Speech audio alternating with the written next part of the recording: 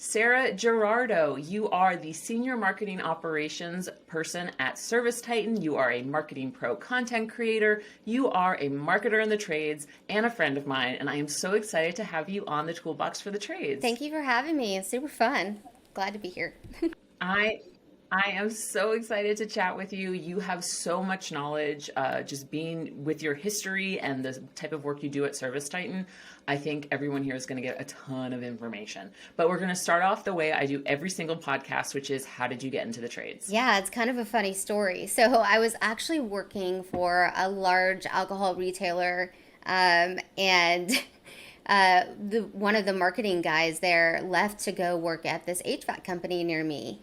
And we didn't really work together, but he called me one day and was like, "Hey, do you want to come and, run customer service for this HVAC company?" And I told him no. I was like, "No, I don't really want to run customer service. I have a degree in marketing. I really just want to get back to marketing."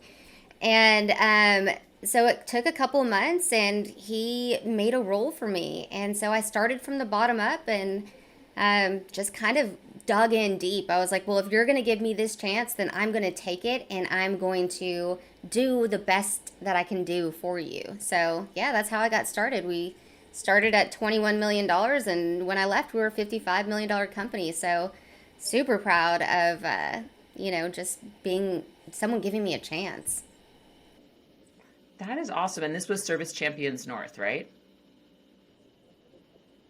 Wow. I didn't realize that you started your career there. And oh, wow. So you were there for quite a few years. How many years were you Well, there? I was there for about 4.5 years. Yeah, so it was a long tenure. That's awesome. I would love to learn a little bit about some of the marketing campaigns that you ran that helped Service Champions succeed. I know a lot of folks like their ears just perked up because they recognize the name.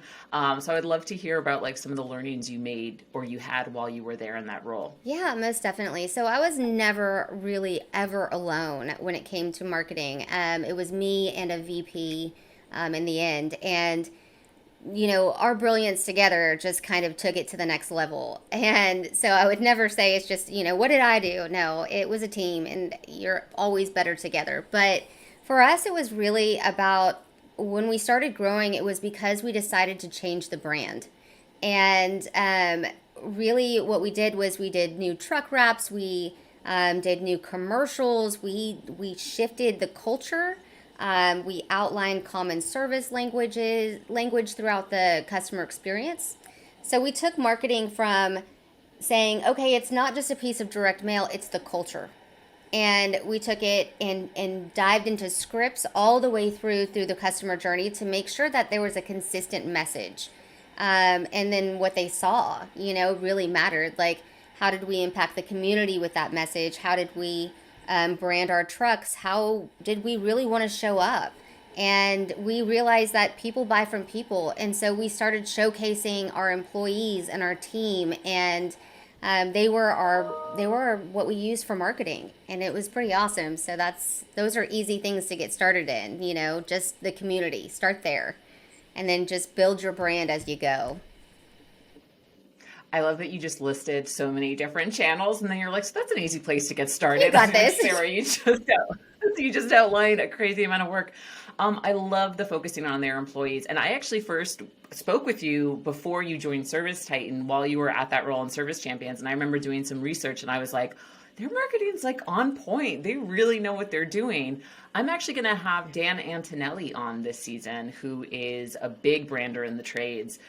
So I would just love, before we get into you joining ServiceTitan, when you looked at this really daunting task of let's rebrand the company, where did you even start? Well, I had a nightmare, and it was about my truck wraps. And I was like, I cannot stand looking at this white truck with this giant eagle. And I said this to the owner and the VP. I was like, I just can't do it anymore. And so I was like, we need gradient colors. We need, people. We need something different. And that's where I started. I woke up one day and drafted out what the truck could look like, and took it to my VP, and she was like, yeah, let's just change this and this. And we just started there, and we were like, yeah, let's flip the script. It's time. And so we did. I love that. Yeah.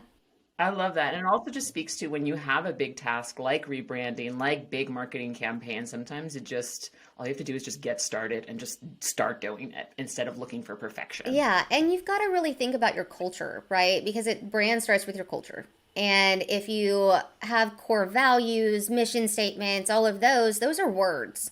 But those words adapt into a common service language, and those that common service language is what you use to brand throughout the entire customer journey. So, yes, I can do a new truck wrap, but what does that mean when our CSRs are speaking to our tenants, right? Or our customers? Um, and what does that mean when our technicians show up at their door and our sales, it goes through everything. And so what we did was we said, okay, yep, it's a new pretty truck, but what does trustworthy, on time, worry free really mean? And how can they use that in the script when talking about our brand to really enhance the customer journey? And then in the end, when you give people keywords, for your customers, they use those in your reputation. And so you're building your reputation. It's like a wordsmith magic wizard happening in the background. So that's what I love about marketing, is that you have the ability to change a consumer's behavior and thought process. And it can be done very negatively too, but we focused on the positive and went that way when it came to branding and marketing. So. I love I love that. And also I could geek out a million different ways, but I have a very specific idea for this episode and I'm going to try and stay honest to it. But real quick, the values you mentioned were trustworthy and what else? So that was our tagline: trustworthy, on time, worry free. And then I had a horn that said I love honk it. honk, and it was with our jingle. So yeah. That's so cute. I love it. So you were at Service Champions. They treated you really well. You were able to experiment and do a lot of things. Tell me a little bit about what prompted you to join the Service Titan team. I'm so happy you did, by the way. Yeah. So I actually was I was branding for our company at Service Champions and as the owner, because one of the strategies for social media was to be the owner. And so I worked with a lot of the trade groups, and I was noticing a lot of marketing questions. And they were like, oh, okay, like what is marketing, and like how am I, what is like my cost per rand lead is seems insane, and all of these questions that were happening. And I was like, well, I can answer these. And you don't see a lot of marketers actually show up, or you didn't at that time, in those Facebook groups. And so I was like, well, I can answer these. And then all of a sudden, and I was like, I can help at a larger scale. And so it was just something that Service Champions gave me a gift of leadership and taught me that there's bigger things out there in life. And it was fate. I was sitting one day looking at LinkedIn, and I saw that there was a post of Service Titan. And I had already been working with the team, the Marketing Pro team, on the email beta, and was a part of that. And so I knew David and Lev pretty well. And I was like, yeah, I'm gonna take this job. I'm gonna ace it. I know it. So I just pushed the button, and next thing I know, I was hired and working at Service Titan. So this person, me, that was nothing, just all of a sudden, went after her dreams. And that's all I could really say, is that I just went for it. I took a chance on myself. And so that's how I got here.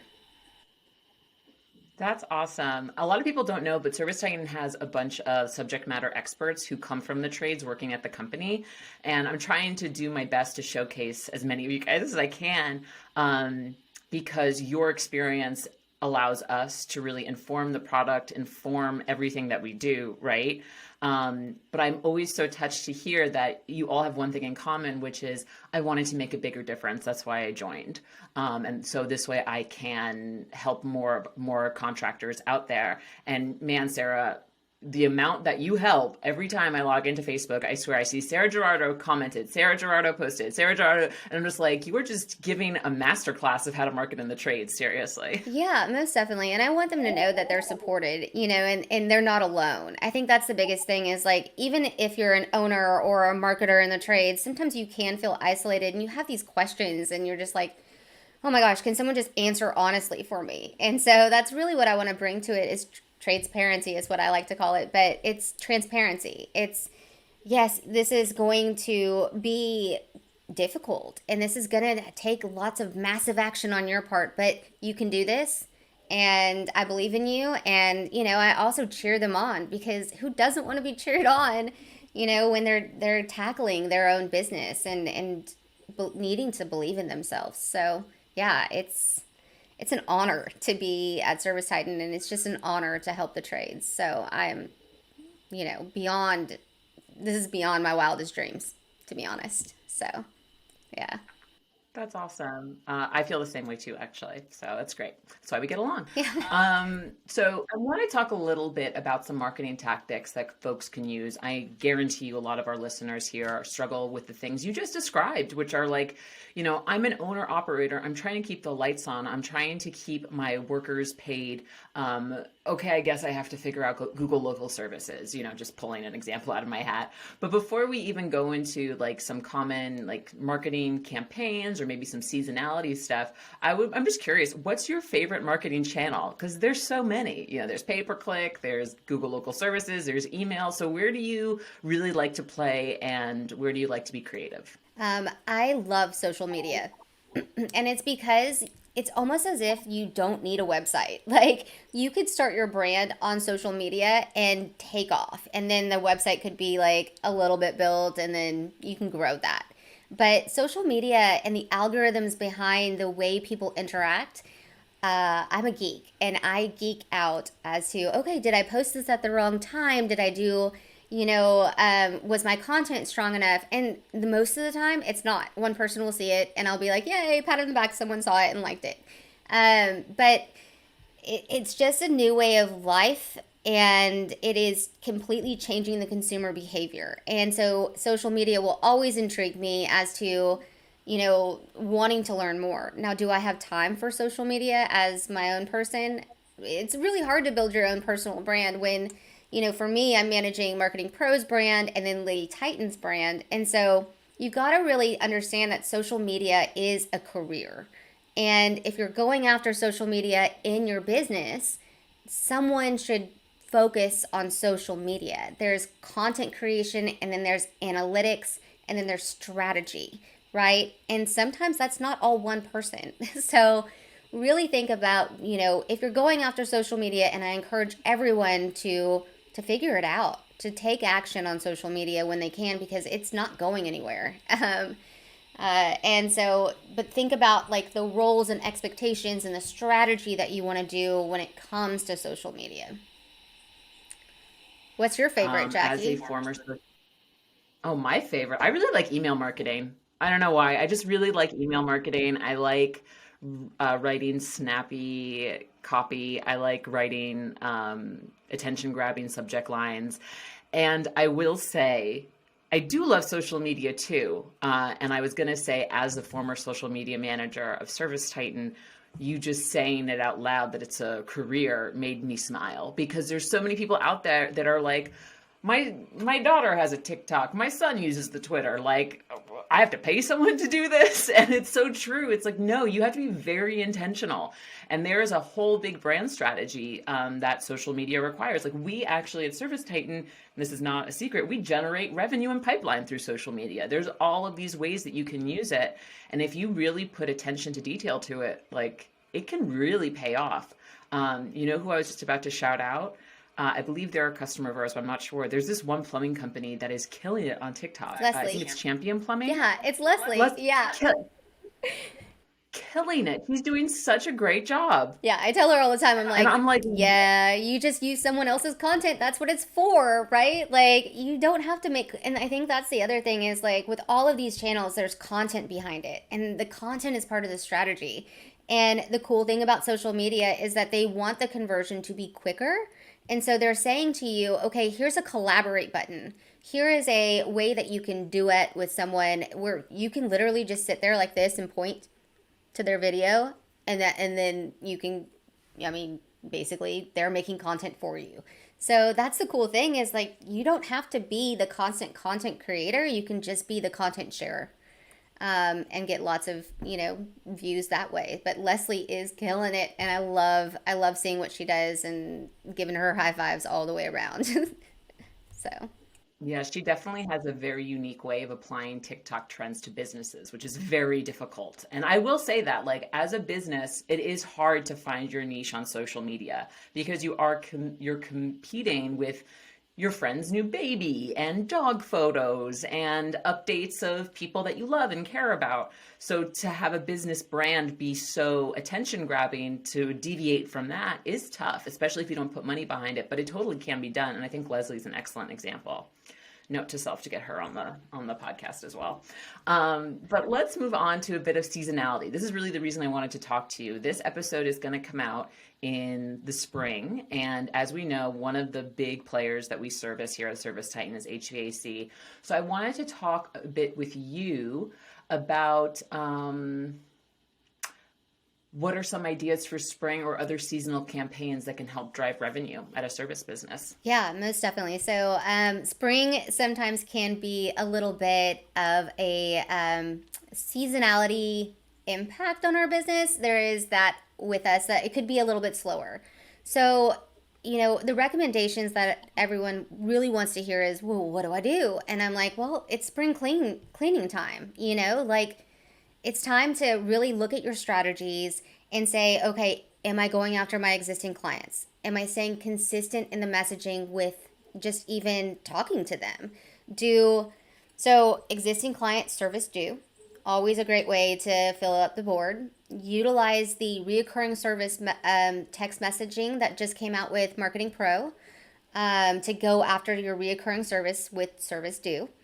The best part about the seasons is that you can stay consistent with a sale or an offering, and it doesn't necessarily mean that you have to have a sale price.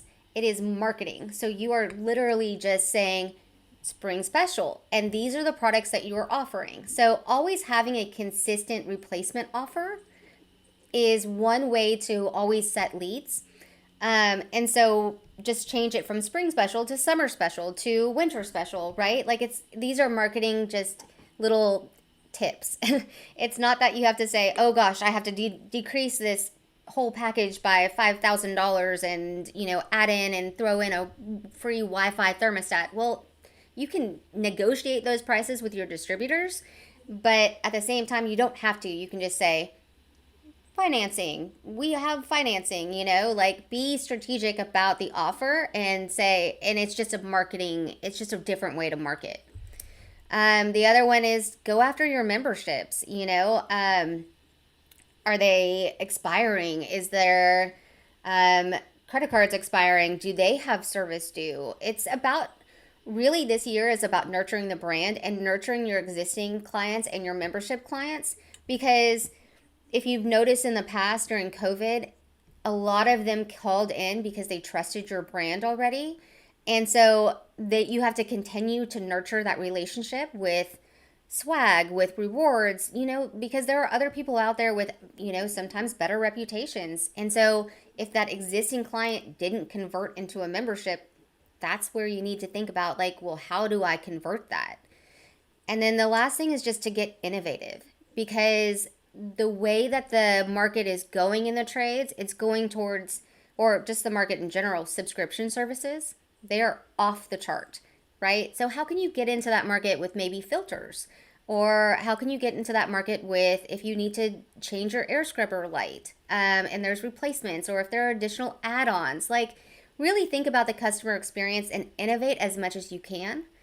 And also think about e-commerce. And I know that the trades are like, I don't want to put my prices on the website. Well, you don't have to. You could put your membership prices to start. See how that's going.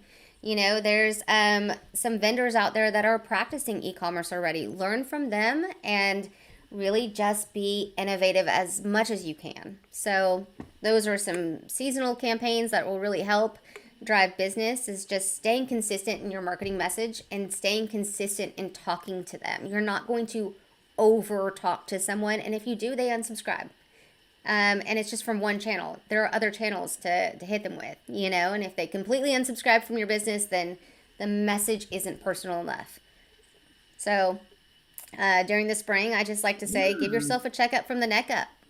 Really look at everything that's going on in your business, your processes. It's never really a slow time. It is just a time for you to buckle down and evaluate what's going on. I love that. You just said a bunch of stuff that I want to recap. So, one, I love that you said, always have a replacement offer in place. Like, what are your replacement packages? And thinking about the time of year you want to promote them. And really, it's the same offer, but it's just marketed a different way depending on where we're at in this time. So, spring cleaning, it's like, are you ready for the summer? Prepping for the summer, prepping for the big heat wave. Here are our top installation offers. And I think this is also applicable to other industries in HVAC, plumbing, electrical, garage door, what have you. You just have to think about seasonality in your own area. I love going after memberships, making sure that, credit cards are up to date and that the ones who didn't convert to memberships are getting messaging that, hey, we are the people that you want to partner with. Love the idea of subscription services. I think everyone listening, including myself right now, can attest to I have probably like 18 subscriptions right now, and I desperately need to cancel maybe like 3 or 4 of them. But who's got the time, And then e-commerce is so interesting as well because for so long, the trades have been, we don't share our pricing. But, the more I talk to marketers, the more I am hearing that sometimes when you disclose pricing, it can really help you zoom in on your customer base. So I think there's definitely some cool experiments to do here. And I also love your little tip on unsubscribes, and agree with you that if you're getting unsubscribed on all channels, it means that your messaging needs to be tweaked. So thank you for that, Sarah. That is all just like awesome information. Awesome. Yeah, good. Sometimes I just ramble and I want to make sure that I capture all of them. No, you rambled perfectly. So in your experience as a marketer in the trades and helping marketers in the trade succeed at ServiceTitan, what are some of the big things owners and operators should be doing with their marketing to support their business? So I'm so blessed to have seen so many different types of businesses and trades working at ServiceTitan and putting a lot of this into perspective from the different revenue sizes and the different types of businesses. But right now, I would say focus on the culture to build a brand. And I see that opportunity happening over and over again. People are leaving the market and going somewhere else to work because it's highly competitive. And some people are leaving the market, your employees are leaving the market just to live their life because they're like, okay, we're having a realization, a moment. So now is the time to really align your culture to your brand and get out there in the community, like really go within a 5 to 10 mile radius of your business and attack it. And I want you to know that, no matter what size company you are, there will be times where you will have trouble filling the board. And that is every business. It is not just you. So if you're just like, well, the bigger guys are taking up the business. Well, okay, yeah, I bet they are. They have a strong brand, but you can too. And so just remember that in every interaction that you want to do, that there needs to be something remarkable about it. And if you haven't read Purple Cow, I recommend it to everybody. It tells you about being remarkable and how you can take that customer service experience to the next level. And so in every interaction that you want to do with your brand and your culture, it needs to be remarkable because you need people need you. And those are 2 different segments of customers. Your employees are your customers, and so is your brand. And then customers are customers, so. Speaking of Lady Titans, which is, for anyone who does not know, a ServiceTitan group that supports women in the trades, everyone is welcome to join, but it's all about discussing, common issues women in the trades face and giving them tools that they need to overcome those. And Sarah, you are the head of Lady Titans. Wanted to make sure I shouted that out. And the reason I even went on this tangent is because also on this season is Cassie Pound, who's a member of Lady Titans, and she said that exact same thing literally 2 weeks ago when I recorded with her. Your employees are also your customers. And I think you said something really important there, which is, people are leaving the workforce, sometimes just to pursue their lives. Like, we just went through, the pandemic was incredible in a lot of ways. Incredible, devastating, eye-opening, choose your adjective. There are a lot of people that I think are reevaluating their life and figuring out, is this what I want to do? And I guarantee you that a lot of the people making that decision are ones that are working for companies that don't have strong cultures. It's very true. I mean, it's very true. Even the ones that have strong cultures, they're saying, okay, well, what else? What else is it really fun? Is it really, are the benefits good? Like, what is it really providing me? And they're really thinking to themselves, like, am I replaceable? And the answer is, well, everybody is replaceable, right? But do you feel so aligned with the company and their mission and their culture that it makes sense to stay?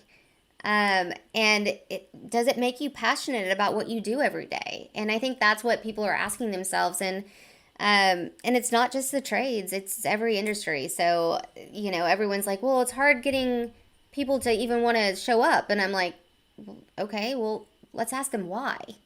Like, dig deep with your employees. So yeah, culture is very important, and outlining those core values and outlining your mission statement and speaking the truth and being transparent. That is something that the trades, have an opportunity to align more with. Um, so Cassie's right. 100%. Cassie is right. So what do you think is a common opportunity most marketers in the trades overlook? A common opportunity that most marketers overlook. Let's see. It's probably the brand. Because, as a marketer in the trade, your job, you're literally giving this job, and they're saying to you, your job is to make the phone ring. Okay, that's a lot. That's a lot to handle, that's a lot to take in, but the commonality is that the brand isn't strong enough to bring in those calls. And the commonality is that you just really, sometimes you don't know which way to go, and you need other marketers to collaborate with. And so for a marketer in the trade, the biggest opportunity is to reach out for help and to know that you're not alone in this marketing journey. There are groups out there. I mean, even in Marketing Pro, we lean on each other to say, okay, we're really slow. Like, what's happening? What do we do? How do we make this work? Lean in with others as a marketer, and know that it doesn't matter if that's your competition. Never think of anyone as your competition, but as your buddy. You're not going to do the same campaigns as the person down the street, but at the same time, you're not creating anything new. It's already been done most of the time. And so just learn from others as much as possible and lean in with others, and basically create a group for yourself of people that you admire, and just dish with each other and go after it. That's what I would say. I 100% agree with that. Speaking of campaigns, I would love to know, what's the most memorable campaign you've worked on so far? And I know you've worked on so many, especially with assisting ServiceTitan customers. But so I won't say the most memorable, but one of the most memorable. I will say the most memorable campaign that I worked on was with Service Champions, and it literally changed my life. And it's a segment called My Story. And what it is that we went to our team and we showcased them via video. And we basically asked them their story. We asked them their life story of how they got started in the trades, but really, like, tell me about, like, the nitty gritty. How did you come here? How did you find us? But how did you become you? And those stories had such an emotional impact on me. It changed my life for forever. But I didn't really realize at the moment that I was changing theirs. And I was privileged and honored to be given a gift to even be a part of their journey in some way that I can showcase them. And so like I cry thinking about it because, one of the technicians came up to me and we ran his video on OTT. And he said, Sarah, someone called on the phone and was like, hey, I want that guy that I saw in the commercial because, he looks trustworthy and whatever. And so, it built his brand. And he was like, no one's ever asked me my story.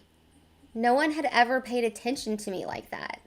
And, and so I kept taking it further and further, right? I was like, okay, now we're going to interview the women in the office and the women that are out there in the field. And so we took it. So I got to, even before I started even thinking about women in the trades, I was helping women in the trades showcase themselves and their story of their success. And sometimes they're not success. It was really, I filmed them and I was like, get it all out. I was like, this is your one time. I will edit this as much as you want. I was like, but this is your safe space to say whatever you want. And the stories that I heard, just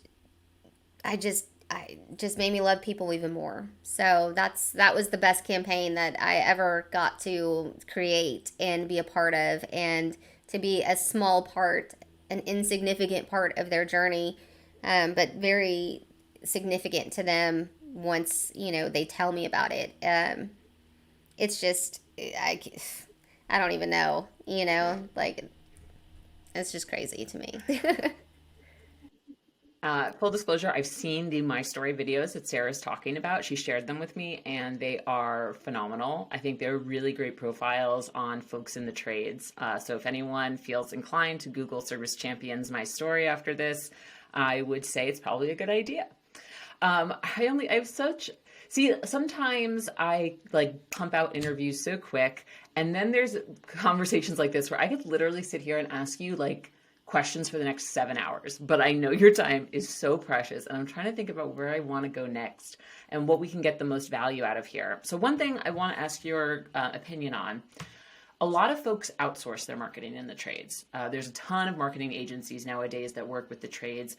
And I would love to hear your opinion as someone who worked in-house marketing and now someone who works with a bunch of customers, some of which work with agencies.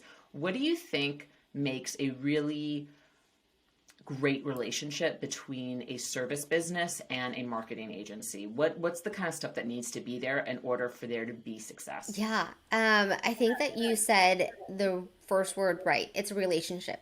And with any relationship, there are ways to build partnerships.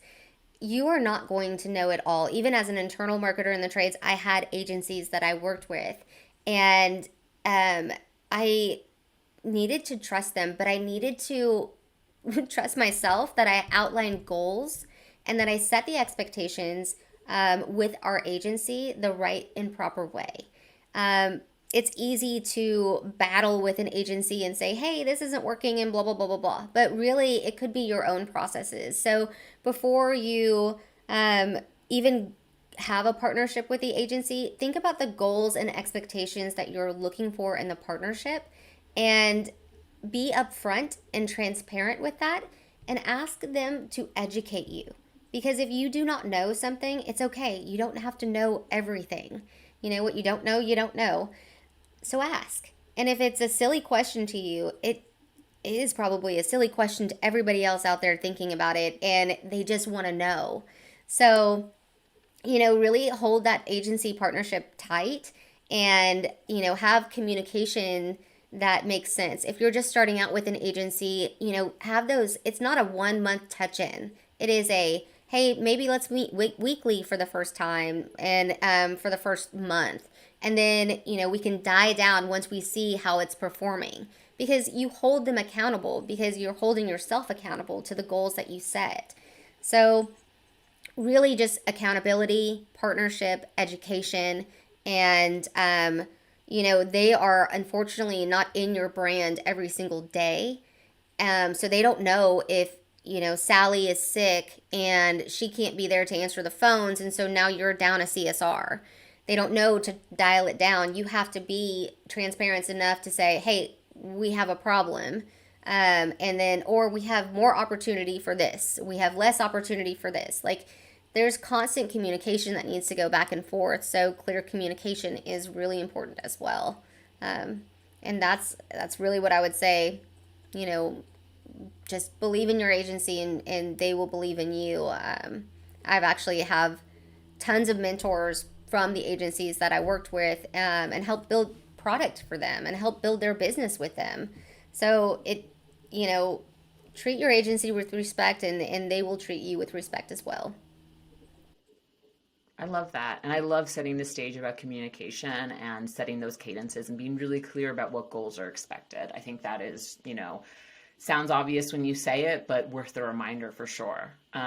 So the next thing I wanted to chat with you a bit about was, we have trade businesses of all size listen to this podcast. So what should someone who's like between the 1 to 5 million, let's say $1 to $3 million mark, be thinking about marketing compared to like the $10 to $15 mark? And when I say dollar, I mean $1 million, of course. Talking about different sizes of business, what should they be thinking about their marketing? Yeah, most definitely. So, the one piece of advice I'd give for any size business is, do your math. Like, do your math before marketing, and I have seen it in $1 million businesses, in $4 million businesses, in 15, in 30, and all the way up. They're like, well, I don't know, we're just kind of giving them some money and it looks like it's good. And I'm like, cool, but there's way more math to be done. So, the opportunity is to look at your capacity, your seasonality, really know that your forecasting is going to be iterative, and taking that historical data, and evaluating, okay, well, how did I do? What reasonable goals can I grow to? And then set a wildly outlandish goal for your business, no matter what your revenue size is, because I guarantee when you write a goal down and when you speak it into existence, it can happen for you. And that is really any revenue size. And any revenue size can always build onto their brand. So, if I was a $1 million business, I would be looking at optimizing Google My Business. I would be looking at optimizing, making sure I'm tracking everything properly, making sure that my vendors are, meeting the goals that we set, but also innovating and adding new tactics so that I can grow. When I hit $1 million, I do need to focus on brand. So that means that my marketing expense to revenue might be a little higher, around 11 to 15%, in certain months. So knowing your budget, knowing when to spend, having a strategy in place, and not just throwing money at the wall or being consistent in spend, because consistency in spend just means that you're going to be consistently either not getting the leads that you are, wanting, or consistently just getting the bare minimum, because there's growth in being inconsistent in spend, having a variable spend. So capacity planning, budgeting, forecasting, doing your math, having a marketing budget, and sticking to it. Those are the opportunities that I see for, any revenue size business. And as you get bigger, your brand gets bigger. And so you realize that, hey, I'm not going to go after the lead every single month. There are going to be months where my brand is going to be stronger than my lead gen, and that's going to be okay. And that marketing expense is going to pay out in the long run. So with any revenue size, stay consistent in your brand, build your brand, do your math, and really, just think about what you can optimize more. That's really what marketing is about. Like, how do I optimize my Google My Business more? How do I be more on social? How do I, get my brand out there more in the community? All of you in any size business has that opportunity. Even the large businesses, I worked up in the Sacramento area with the company that I was Service Champions, and that was hard. It was highly competitive and super saturated with contractors.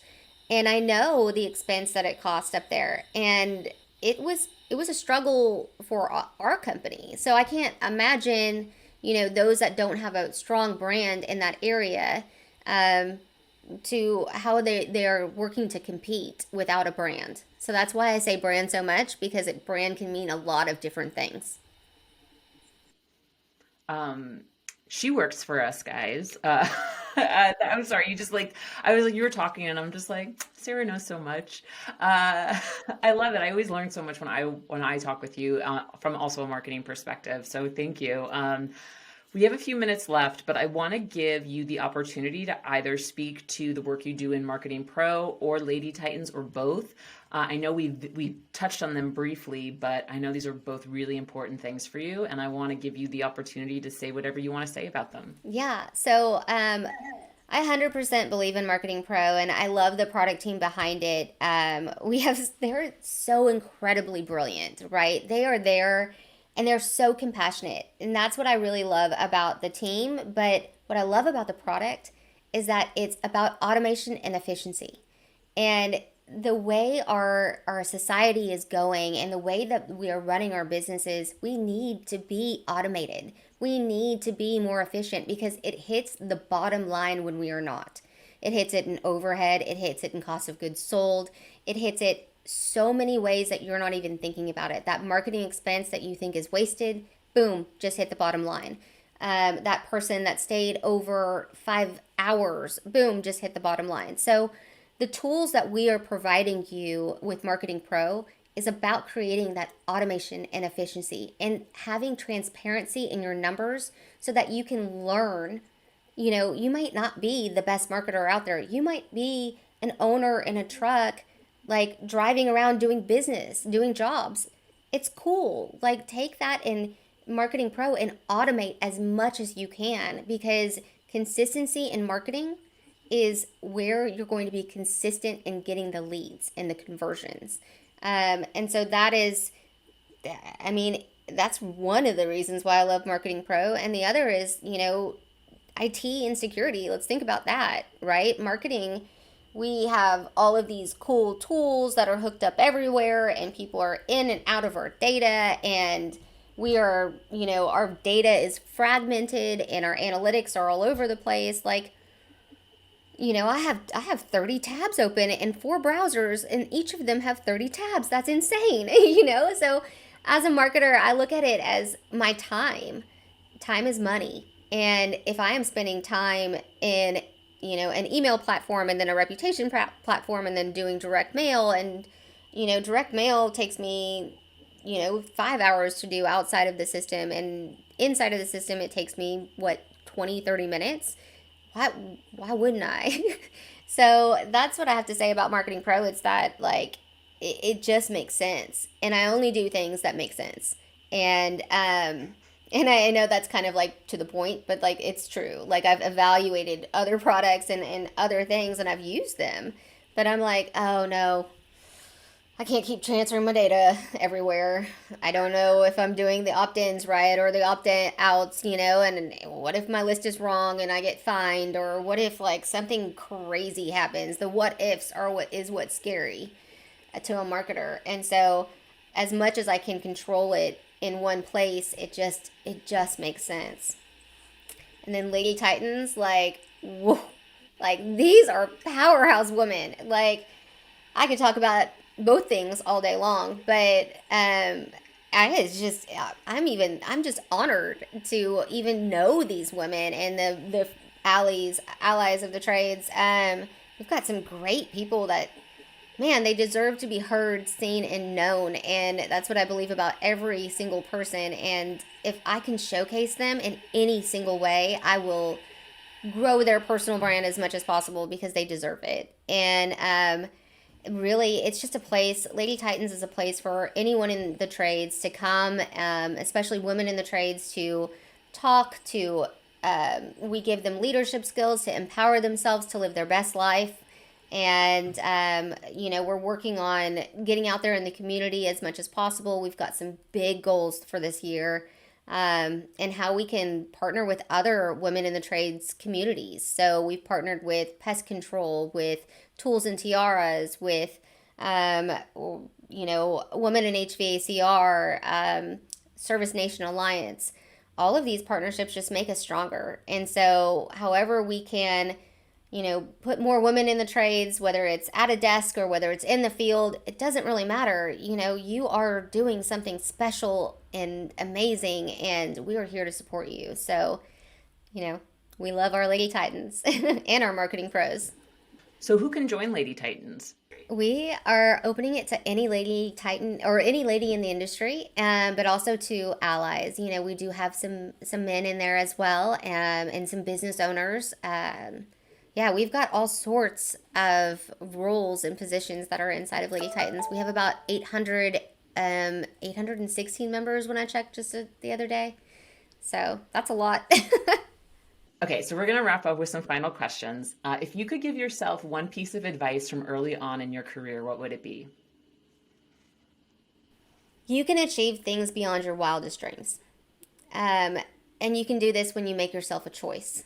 And it's okay to choose yourself. That's the main thing that I would say to my younger self, is that, you can make yourself a priority and you can go after just whatever you want. It's your mindset. So change your mindset, change your ways.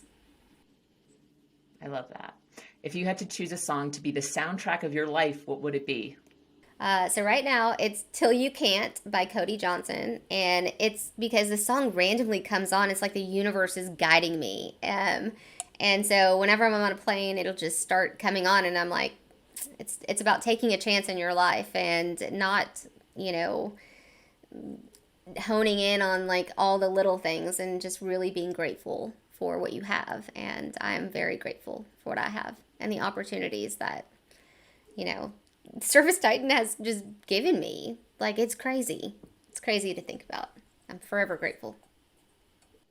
That's awesome. Sarah Ghirardo, it was amazing to talk to you today. Thank you for being a guest on Toolbox for the Trades, and I can't wait to see what you do next. Thank you. I hope you have a great day.